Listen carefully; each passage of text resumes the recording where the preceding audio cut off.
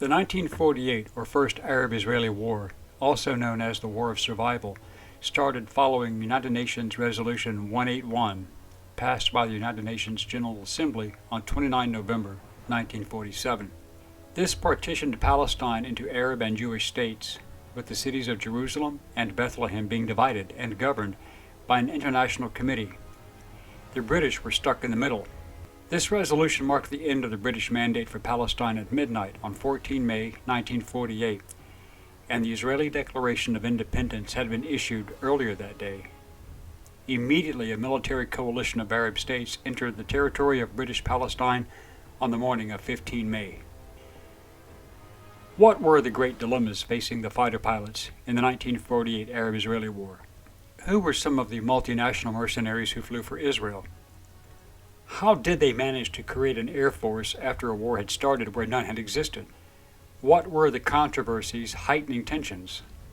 Hello, I'm Colin Heaton, former soldier, Marine Corps Scout Sniper, history professor, historian and book author, and we will answer these questions and other issues on this segment of Forgotten History.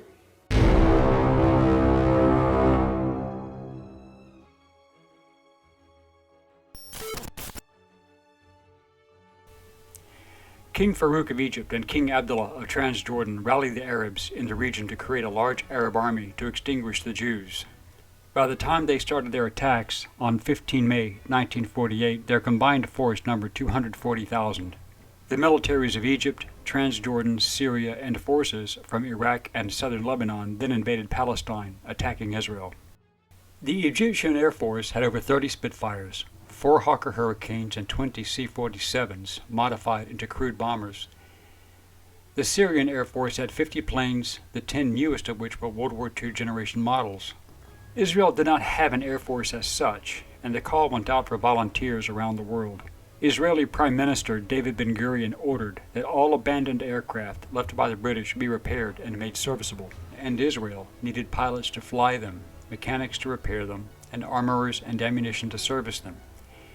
Many men answered the call. Some brought planes with them. Most were rebuilt from scraps or purchased in Europe. About 70% were volunteers from 15 different countries.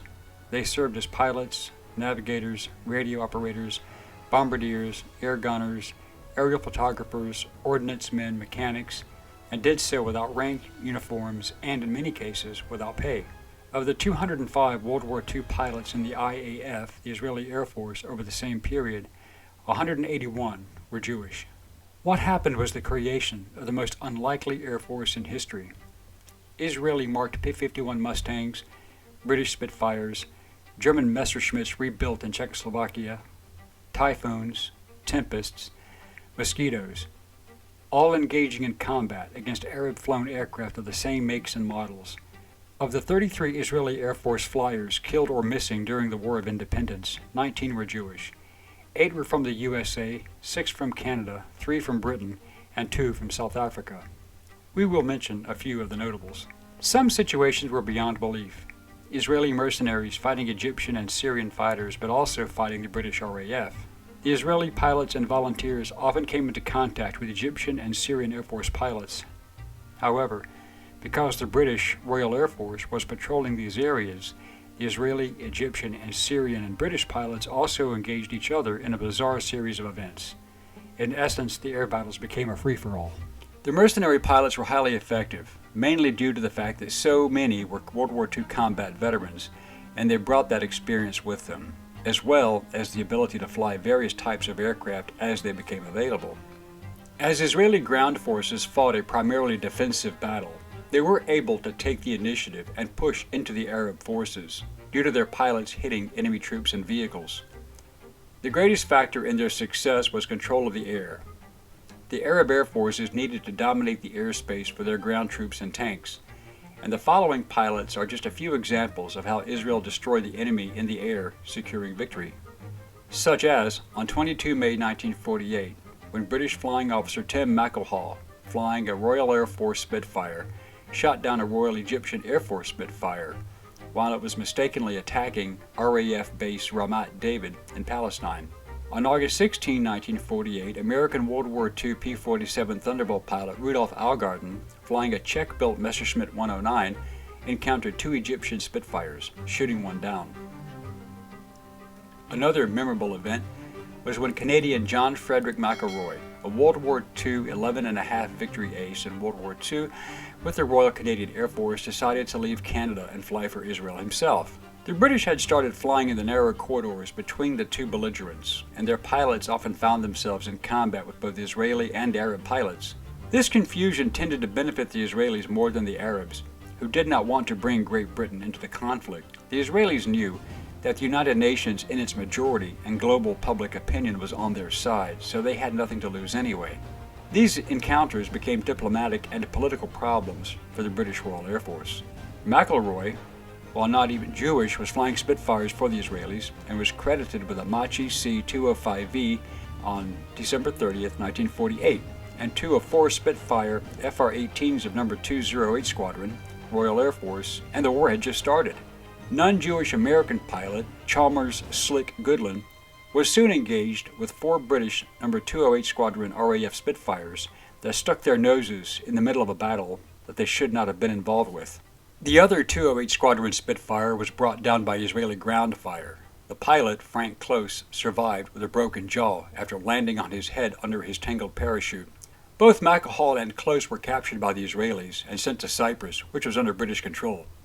Another amazing encounter was on 20th November 1948, when an unarmed British RAF photo reconnaissance de Havilland Mosquito of No. 13 Squadron was shot down by an Israeli Air Force P-51 Mustang flown by American volunteer Wayne Peake as it flew over the Galilee towards Hatzor Air Base. Wayne Peake flew with the USAAF in World War II and earned the nickname the Friendly Fighter Pilot, as one day, after a skirmish with an Arab pilot, seeing that his opponent's gun had jammed, he waved to the helpless enemy pilot and let him run home. On January 8th, certain pilots of the Israeli No. 101 Squadron sent a message to the British RAF No. 208 Squadron. "Sorry about yesterday, but you were on the wrong side of the fence. Come over and have a drink sometime. You will see many familiar faces." That was not an empty gesture, as several of the mercenary pilots had flown with a few of the British pilots they had just engaged. Tim Machal later said, "I was visited by McElroy whilst I was a POW in Tel Aviv. I can only recall that we had a perfectly civil conversation, whilst both being on guard not to reveal anything of operational significance. I think he said that he had been involved." In March 1949, after this incident, the authorities hustled McElroy and Goodland out of Israel, and they were shipped home. There are many great stories about the air war, but these examples prove just how confusing and dangerous the skies over Palestine were during Israel's first Arab-Israeli war. Without dedicated pilots from around the world willing to fly and fight with the Israelis, giving them air superiority, it is doubtful that Israel would have survived to become a nation.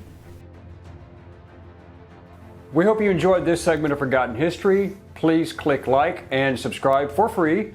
And please stay tuned and be engaged and informed. Send us comments if you have questions or even show ideas, and we will respond to all requests and comments as soon as we can. Thank you.